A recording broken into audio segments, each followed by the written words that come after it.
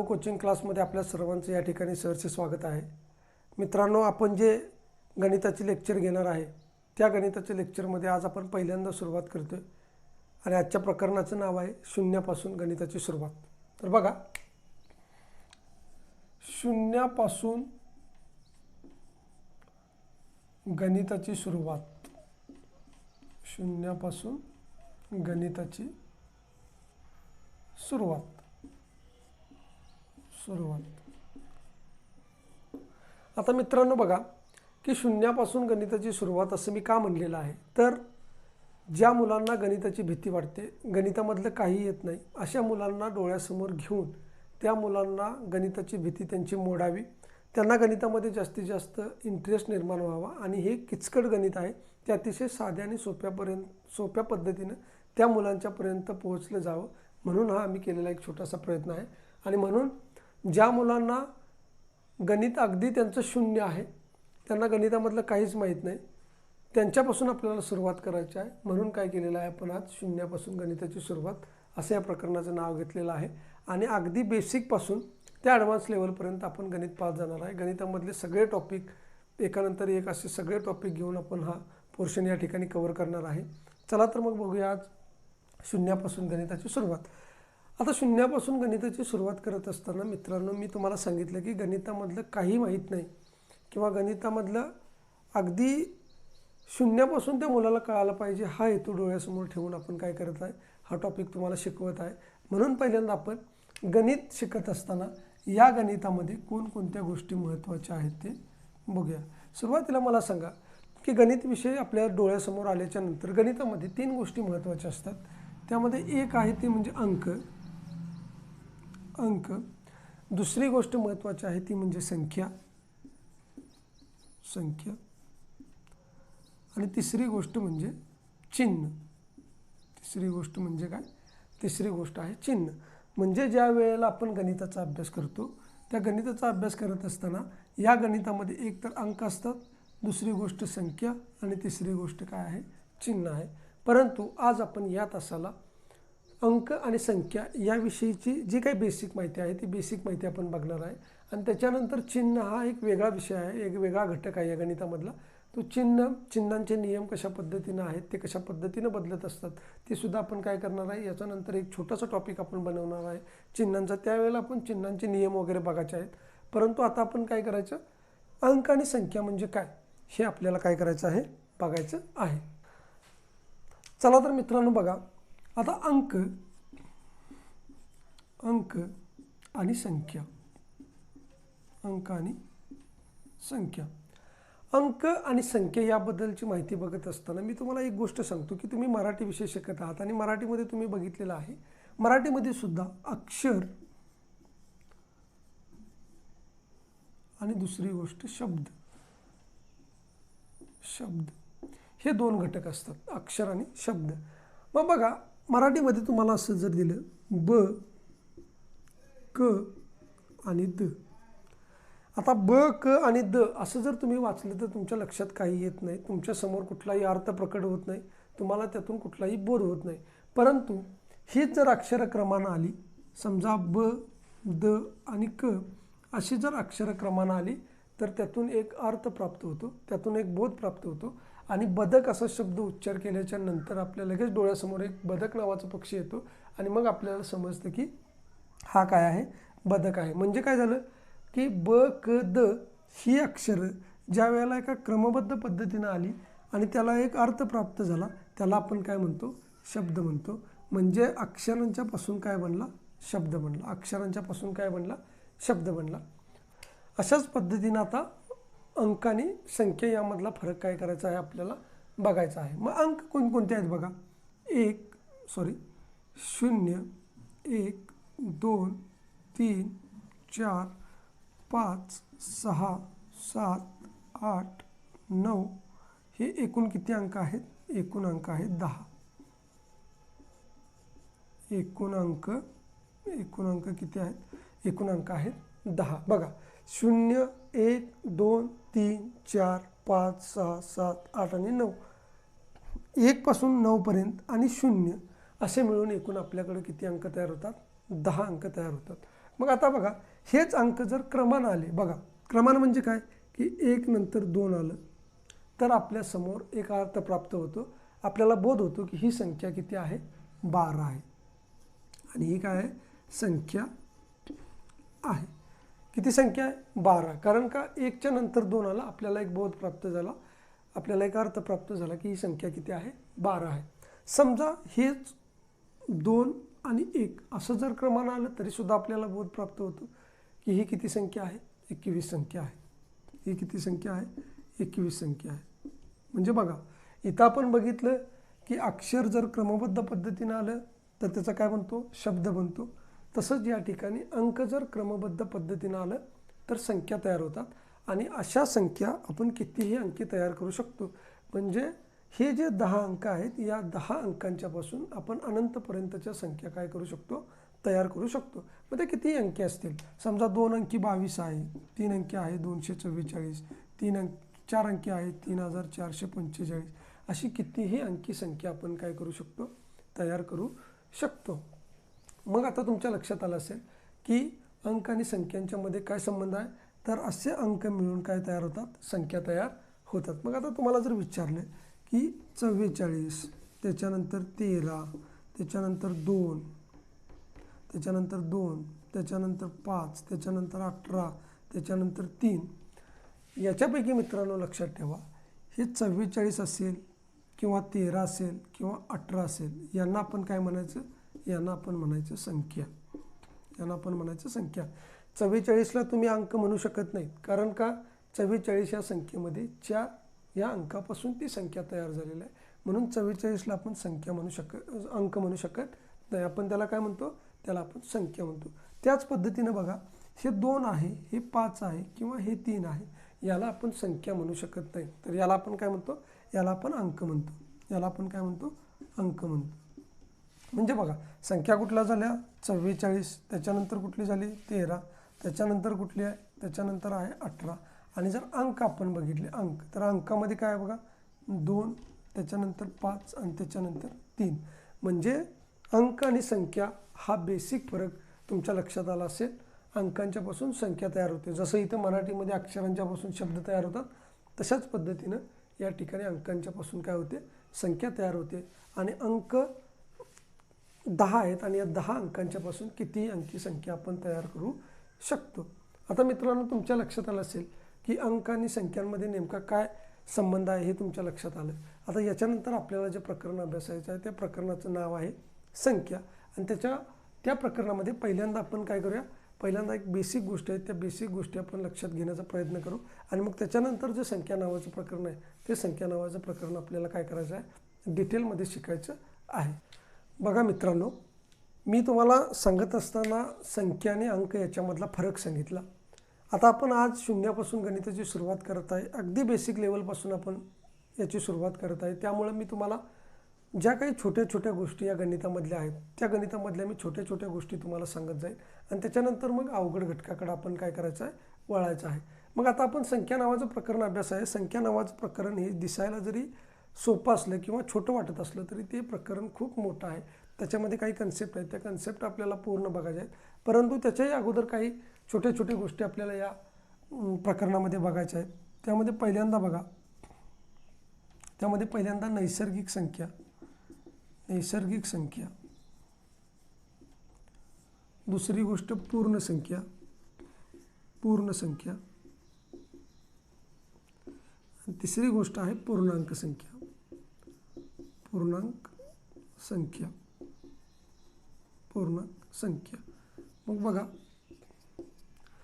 ह्या पहिल्यांदा गोष्टी आपल्याला समजून घ्यायच्या आहेत. आणि त्याच्यानंतर मग संख्येचे जे काही इतर प्रकार आहेत ते प्रकार आपण डिटेलमध्ये बघणार आहे. आणि संख्या नावाचं प्रकरण बघत असताना सुद्धा या गोष्टी आपल्याला पूर्ण काय करायच्या आहे, डिटेलमध्ये बघायच्या आहेत. परंतु तत्पूर्वी याच्या काही ज्या कन्सेप्ट आहेत त्या कन्सेप्ट तुम्हाला माहीत असाव्यात आणि त्याच्या पाठीमागे काय लॉजिक आहे हे सुद्धा तुम्हाला माहीत असावं. म्हणून आपण काय करणार आहे, पहिल्यांदा नैसर्गिक संख्या म्हणजे काय, पूर्ण संख्या म्हणजे काय आणि पूर्णांक संख्या म्हणजे काय ते अभ्यासणार आहे. मग पहिल्यांदा आपण बघूया की नैसर्गिक संख्या म्हणजे काय. नैसर्गिक संख्या. नैसर्गिक संख्या. आता मित्रांनो, नैसर्गिक संख्येची व्याख्या तुम्हाला सांगितली जाते की 1 पासून ते अनंतपर्यंतच्या संख्यांना आपण काय म्हणतो, नैसर्गिक संख्या असं म्हणतो. काय व्याख्या आहे, तर 1 पासून अनंतपर्यंतच्या संख्यांना आपण काय म्हणतो, नैसर्गिक संख्या असं म्हणतो. असं या ठिकाणी अनंतपर्यंत म्हणजे जिथं अंत लागत नाही अशापर्यंत संख्यांना आपण काय म्हणतो, नैसर्गिक संख्या असं म्हणतो. याच नैसर्गिक संख्येचा आपण दैनंदिन जीवनामध्ये, रोजच्या जीवनामध्ये त्याचा वापर करत असतो. दैनंदिन व्यवहारामध्ये आपण या संख्या वापरत असतो. म्हणून या संख्येला दुसरं एक नाव आहे, त्याला आपण म्हणतो मोज संख्या. त्याला आपण काय म्हणतो, मोज संख्या. मोज संख्या.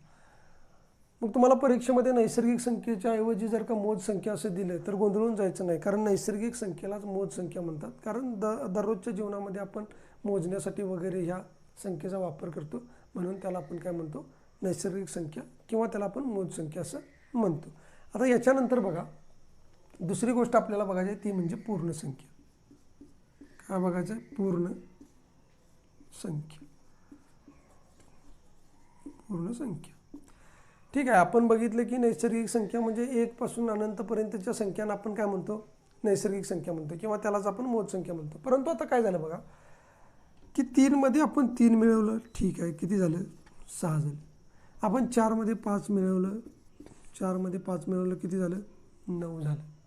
त्याच्यानंतर बघा 7 मध्ये आपण 1 मिळवला, किती झाले, 8 झाले. परंतु मित्रांनो, एक गोष्ट लक्षात घ्या, इथं जर का असं झालं की 5 मध्ये आपण 5 मिळवलं, किती झाले, 10 झाले. किंवा आपण 5तून 5 वजा केले तर उत्तर किती आलं, 0 आलं. मग एक गोष्ट तुमच्या लक्षात आली असेल, इथं 6 होतं, इथं 9, इथं 8 आहे, परंतु इथं मात्र 10 आहे आणि इथं किती आहे, 0 आहे. परंतु त्या शून्याचा वापर किंवा शून्य या नैसर्गिक संख्येमध्ये कुठं होता का, तर 0 या नैसर्गिक संख्येमध्ये कुठंही नव्हता.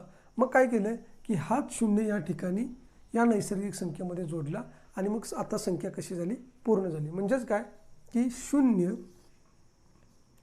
अधिक या नैसर्गिक संख्या, अधिक नैसर्गिक संख्या बरोबर त्याला आपण काय म्हणतो, पूर्ण संख्या. त्याला आपण काय म्हणतो, पूर्ण संख्या म्हणतो.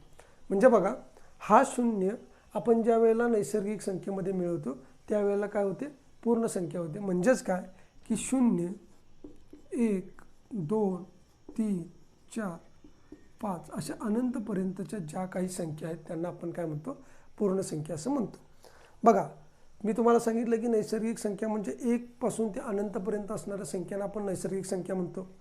त्याच्यानंतर त्याच नैसर्गिक संख्येचा वापर आपण दैनंदिन जीवनामध्ये आपल्या व्यवहारासाठी, आपल्या उपयोगासाठी आपण मोजण्यासाठी करत असतो, म्हणून त्याला आपण मोज संख्यासुद्धा म्हणतो. परंतु ती संख्या पूर्ण होती का, ती संख्या पूर्ण नव्हती. का पूर्ण नव्हती, त्याच्यामध्ये ह्या शून्याचा सहभाग कुठेही नव्हता. आणि हा 0 ज्या वेळेला नैसर्गिक संख्येमध्ये जोडला गेला त्यावेळेला संख्या कशी झाली, पूर्ण झाली. मग तुम्हाला आता नैसर्गिक संख्या म्हणजे काय, पूर्ण संख्या म्हणजे काय हे चांगल्या पद्धतीने तुम्हाला आता समजलं असेल. आता शेवटचं आपण बघायचं आहे ते म्हणजे पूर्णांक संख्या. काय बघायचं, पूर्णांक संख्या. पूर्णांक संख्या आपल्याला काय बघायचं, पूर्णांक संख्या या ठिकाणी बघायची आहे. मग बघा मित्रांनो, की इथं आपण बघितलं 3 अधिक 3 6 झाले, 4 अधिक 5 9 झाले, 5तून 5 मिळवले 10 झाले, 5तून 5 वजा केले 0 झाले. म्हणजे तेवढ्याच वस्तू किंवा तेवढेच अंक जर आपण त्याच्यामध्ये मिळवले तर त्याची आपल्याला बेरीज करता येत होती, किंवा तेवढीच वस्तू आपण त्यातून वजाही करू शकत होतो, हेही आपल्याला माहिती आहे. परंतु नंतर असं झालं की समजा एखादी आपल्याकडे लहान संख्या आहे आणि त्यातून आपल्याला जर मोठी संख्या वजा करायची असेल, तर समजा इथे 3 आहे आणि या 3 मधून जर का आपल्याला 5 वजा करायचे आहेत, तर मग आता उत्तर किती येणार, तर उत्तर किती येणार, इथे ठीक होतं, 5 मधून 5 गेले 0 उरले. किंवा जर तुम्ही असं केलं असतं 4 मधून जर का 3 वजा केले तर उत्तर तुम्हाला 1 भेटत होतं. म्हणजे काय होत होतं की मोठ्या संख्येतून लहान संख्या जात होती, त्याच संख्येतून तीच संख्या वजा होत होती, किंवा त्याच संख्येमध्ये तीच संख्या मिळवली जात होती.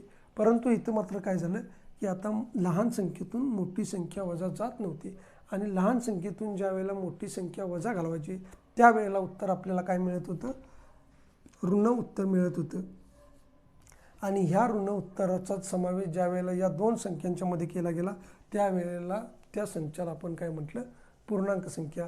मग पूर्णांक संख्येची व्याख्या काय आहे बघा, की या नैसर्गिक संख्या 1 2 3 4 5 अशा अनंतपर्यंतच्या संख्या, त्याच्यानंतर मिळवलेला आपण 0 0 आणि नंतरचा शोध लागलेला या सर्व ऋण पूर्णांक संख्या म्हणजे -1 -2 -3 -4 अशा ज्या काही अनंतपर्यंतच्या संख्या आहेत या सर्व संख्यांच्या संचाला आपण काय म्हणतो, पूर्णांक संख्या असं म्हणतो.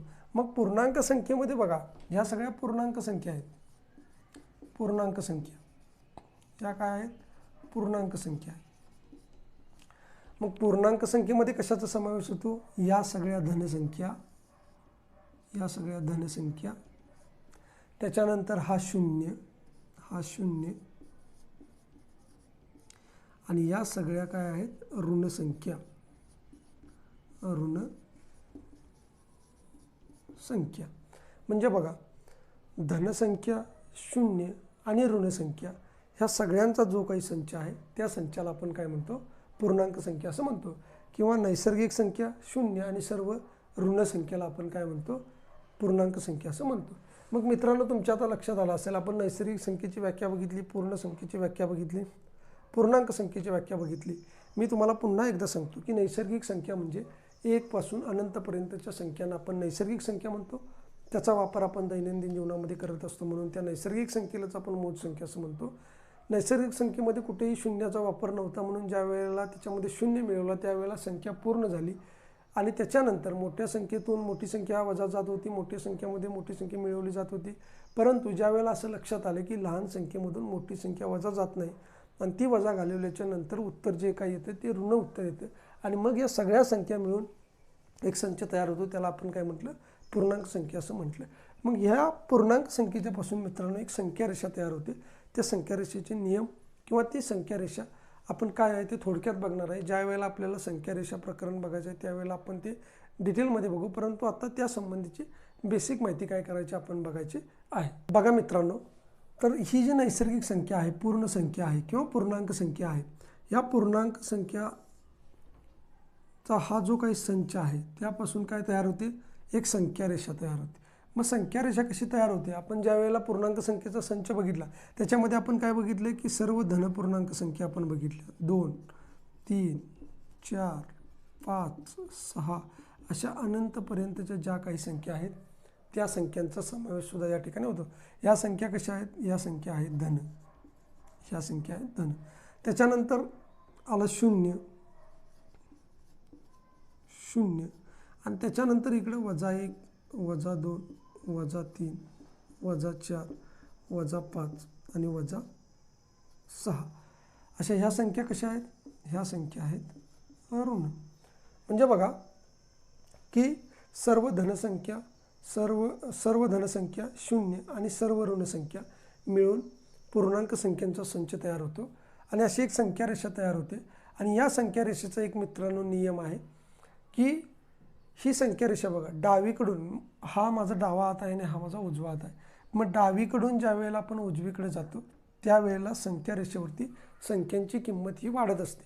वाढत असते म्हणजे काय, तुम्हाला जर विचारलं की 2 आणि 4 मध्ये मोठं कोण, बघा 2 कुठं आहे, डावीकडे आहे आणि 4 इकडे उजवीकडे आहे, म्हणजे 4 काय आहे, मोठा आहे. कारण का, संख्या रेषेचा नियम आहे की डावीकडून उजवीकडे जात असताना संख्यांची किंमत नेहमी वाढत जाते. मग डावीकडून उजवीकडे जर संख्यांची किंमत नेहमी वाढत जाते तर 2 कुठं आहे, डाव्या साईडला आहे आणि 4 कुठं आहे, उजव्या साईडला आहे, म्हणजे 4 हे काय आहे, मोठा आहे. बघा तशाच पद्धतीनं ऋणसंख्येच्या बाबतीत जर सांगायचं झालं तर -5 आणि -3 याच्यामध्ये मोठं कोण आहे, मुलांना वाटतं की यामध्ये -5 मोठं आहे, परंतु -5 का मोठं नाही हे आता बघा. मी तुम्हाला सांगितलं की संख्या रेषेवरती डाव्या साईडवरून उजवीकडे जात असताना संख्यांची किंमत नेहमी वाढत जाते. मग बघा डाव्या साईडकडून जर का उजव्या साईडकडे जाताना जर संख्यांची किंमत वाढत जाते तर या ठिकाणी डावीकडे काय आहे, -5 आहे आणि उजवीकडे काय आहे, -3 आहे. उजवीकडे किंमत वाढत जाते म्हणजेच काय, -3 हे -5 पेक्षा कसं आहे, मोठं आहे. जर तुम्हाला असं विचारलं की -6 आणि -5 याच्यापेक्षा लहान कोण आहे? मुलं काय म्हणतात की -6पेक्षा -5 हे कसं आहे? लहान आहे. परंतु संख्या रेषेचा नियम काय आहे की डावीकडून उजवीकडे जात असताना संख्यांची किंमत वाढत जाते. मग डावीकडे काय बघा, डावीकडे आहे -6 आणि उजवीकडे काय आहे? -5 आहे. म्हणजे मोठं कोण आहे? मोठं आहे -5 आणि लहान काय आहे? -6. अशा पद्धतीने मित्रांनो पूर्णांक संख्येचा संच ज्या वेळेला आपल्या डोळ्यासमोर येतो त्यावेळेला अशी एक संख्या रेषा तयार होते. आणि या संख्या रेषेचे एक नियम अजून आहेत किंवा या संख्या रेषेवरती कशा पद्धतीने उदाहरणं येतात ती उदाहरणंसुद्धा आपल्याला डिटेलमध्ये बघायची आहेत. शिष्यवृत्ती परीक्षा असेल, नवोदय परीक्षा असेल किंवा शिक्षक अभियोग्यता चाचणी असेल, याच्यामध्ये या संख्या रेषेवरती प्रश्न विचारले जातात. त्यामुळं संख्या रेषा हे आपण एक सेपरेट प्रकरण बघणार आहे. त्यावेळेला अजून आपण याची ॲडव्हान्स माहिती घेणार आहे. परंतु मित्रांनो आता चांगल्या पद्धतीने तुमच्या लक्षात आलं असेल की नैसर्गिक संख्या, पूर्ण संख्या आणि पूर्णांक संख्या कशा पद्धतीने तयार झाल्या. आणि मग हे बघितल्याच्या नंतर ह्या काही छोट्या छोट्या आणि बेसिक गोष्टी होत्या. ह्या गोष्टी बघितल्याच्या नंतर मात्र आता आपल्याला संख्या नावाचं प्रकरण बघायचं आहे. आणि संख्या नावाचं प्रकरण पूर्ण डिटेलमध्ये प्रत्येक संख्या कशा पद्धतीने बनली, काय झाले, हे सगळं डिटेल आपल्याला बघायचं आहे. तर बघा मित्रांनो, मगापासून आपण अगदी बेसिकपासून म्हणजे शून्यापासून आपण ज्या गोष्टी बघितलेल्या आहेत त्याच्यानंतर आपल्याला आता मी तुम्हाला सांगितलं की संख्या नावाचं प्रकरण आपल्याला शिकायचं आहे. संख्या नावाचं काय करायचं आहे? प्रकरण आपल्याला शिकायचं आहे. आता हे प्रकरण शिकत असताना आपल्याला वाटते की हे प्रकरण खूप छोटं आहे आणि खूप सोपं आहे. परंतु हे प्रकरण दिसायला जरी छोटं असलं तरी याची व्याप्ती काय आहे? खूप मोठी आहे. आणि संख्या मालिकांवरती अगदी शिपाईपासून ते MPSCपर्यंत प्रश्न विचारले जातात आणि ऑनलाईन एक्झाममध्ये जास्तीत जास्त प्रश्न या संख्येवरती आधारित असतात. आणि म्हणून या संख्येचे बेसिक नियम असतील ते नियम आपल्याला माहिती पाहिजेत आणि जास्तीत जास्त त्याच्यावरची उदाहरणं आपण सोडवली पाहिजेत आणि सराव केला पाहिजे. म्हणून आपण या संख्येचे जे प्रकरण आहे ते संख्येचं प्रकरण आपण काय करणार आहे? डिटेलपणे घेणार आहे. परंतु आता आपण काय करायचं आहे? संख्येचे प्रकार नेमके कोणकोणते आहेत ते आपल्याला बघायचं आहे. म्हणून संख्या बघत असताना आपण पहिल्यांदा मी तुम्हाला 2 प्रकार सांगतो. ते म्हणजे एक वास्तव संख्या आणि दुसरी आहे अवास्तव संख्या. अवास्तव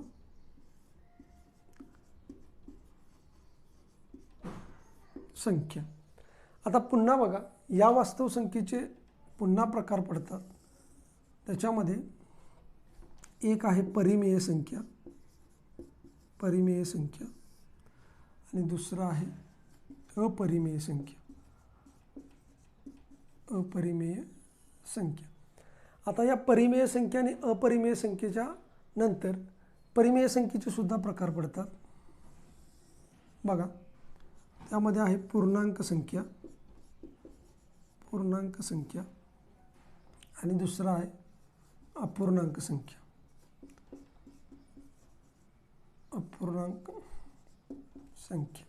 किंवा फक्त अपूर्णांक म्हणा, अपूर्णांक. त्याच्यानंतर पूर्णांकाचे काही प्रकार पडतात. बघा, पूर्णांकामध्ये एक धनपूर्णांक, त्याच्यानंतर 0 आणि त्याच्यानंतर ऋणपूर्णांक. आणि अपूर्णांकामध्ये बघा, अपूर्णांकामध्ये दशांश अपूर्णांक आणि व्यवहार्य अपूर्णांक. आणि काय? व्यवहार्य अपूर्णांक. बघा, संख्यांमध्ये वास्तव, अवास्तव, पुन्हा वास्तव संख्येची परिमेय संख्या, अपरिमेय संख्या. त्याच्यानंतर परिमेय संख्येचे पुन्हा प्रकार पडतात पूर्णांक संख्या, अपूर्णांक संख्या.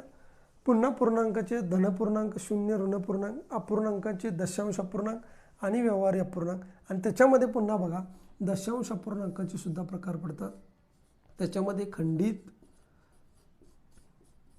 दशांश अपूर्णांक आणि अखंडित दशांश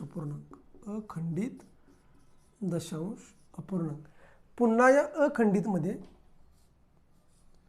आवर्ती आणि अनावर्ती.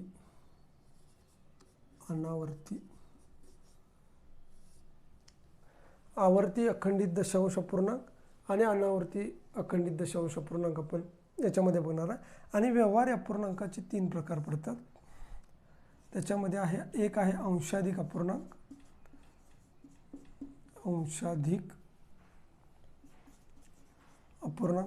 त्याच्यानंतर आहे छेदाधिक अपूर्णांक, छेदाधिक आणि त्याच्यानंतर आहे पूर्णांकयुक्त अपूर्णांक, पूर्णांक युक्त अपूर्णांक, अपूर्णांक।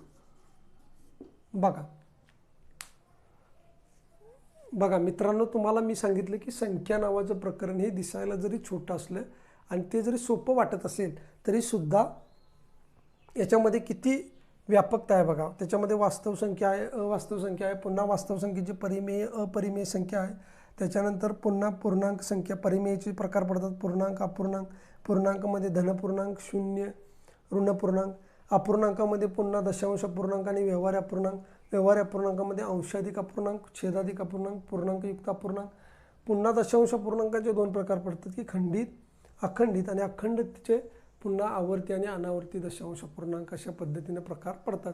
मित्रांनो, आतापर्यंत जेवढं आपण बघितलं तेवढं सगळं बेसिक आहे। आता इथून पुढं खऱ्या आपल्या गणिताच्या लेक्चरांना सुरुवात होणार आहे आणि ते पहिलं आपलं प्रकरण असणार आहे ते म्हणजे संख्या। आणि संख्येचं प्रकरण, ही सगळी प्रकरण आपल्याला, ही सगळे जे घटक आहेत, वास्तव संख्या असेल, अवास्तव संख्यांचे जे काही सगळे प्रकार आहेत, हे एक एक प्रकार आपल्याला अतिशय चांगल्या पद्धतीने आणि डिटेलमध्ये अभ्यासायचं आहे। ह्या ज्या काही गोष्टी आहेत किंवा हे जे घटक आहेत, या ज्या संख्या नावाचं प्रकरण आहे, हे आपण प्रकरण पुढच्या तासाला पाहणार आहे। परंतु तत्पूर्वी जर तुम्ही आमचं चॅनल सबस्क्राईब केलं नसेल तर ते सबस्क्राईब करा, लाईक करा आणि जास्तीत जास्त प्रमाणामध्ये ते शेअर करा। आणि याचबरोबर आमचे GK ट्रिक्सचे व्हिडिओसुद्धा लवकरच अपलोड होतील, त्यामुळे जास्तीत जास्त प्रमाणामध्ये हे व्हिडिओ तुम्ही दुसरीकडे शेअर करा, त्याची लिंक शेअर करा। धन्यवाद।